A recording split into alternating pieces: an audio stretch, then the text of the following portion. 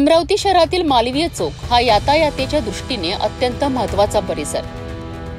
परंतु गेल्या काही काळापासून या चौकात सेकंड हँड दुचाकी विक्रेत्यांचं अतिक्रमण आणि फुटपाथावरील अनधिकृत दुकानांची वाहतूक आणि पादचाऱ्यांसाठी मोठी अडचण निर्माण केली होती. याच अतिक्रमणाला आळा घालण्यासाठी वाहतूक पोलीस निरीक्षक रीता उईके यांच्या नेतृत्वाखाली आणि अतिक्रमण विभागाचे प्रमुख योगेश कोल्हे यांच्या पथकाने संयुक्त कारवाई केली आहे. वाहतूक पोलिसांनी प्रथम मालवीय चौकात रस्त्यावर अनधिकृतपणे दुचाकी विक्री करणाऱ्या दलालांना ताकीद दिली आणि रस्ता मोकळा करण्याचे आदेश दिलेत. याचवेळी रस्त्यावर उभ्या असलेल्या दुचाकींवर चालनाची कारवाई करण्यात आली आहे. काही वेळातच अतिक्रमण विभागाचं पथकही घटनास्थळी दाखल झालंय. कृषी उत्पन्न बाजार समितीच्या भिंतीला लागून फुटपाथवर अनधिकृत दुकान थाटणाऱ्या दुकानदारांवर कठोर कारवाई करण्यात आली आहे. ही कारवाई सिटी कोतवाली पोलिसांच्या उपस्थितीत सुमारे 1 तास चालली. या कारवाईत हातगाड्या, पानटपऱ्या आणि इतर काउंटर्स जप्त करून 2 ट्रक माल अतिक्रमण विभागाच्या गोदामात पाठवण्यात आलाय.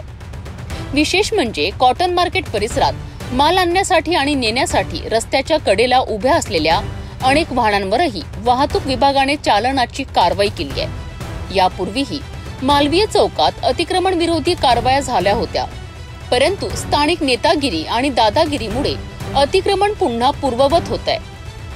यावेळी मात्र वाहतूक पोलीस आणि अतिक्रमण विभागाने कठोर पवित्रा घेतल्याचं दिसतंय. वाहतूक पोलीस निरीक्षक रीता उईके यांनी सांगितलंय की वाहतूक सुरळीत ठेवण्यासाठी आणि पादचाऱ्यांचा मार्ग मोकळा करण्यासाठी अशा कारवाया नियमित केल्या जातील. तर अतिक्रमण विभागाचे प्रमुख योगेश कोल्हे यांनीही असं ठासून सांगितलंय की अनधिकृत दुकानांना आता कोणतीही सवलत दिली जाणार नाही.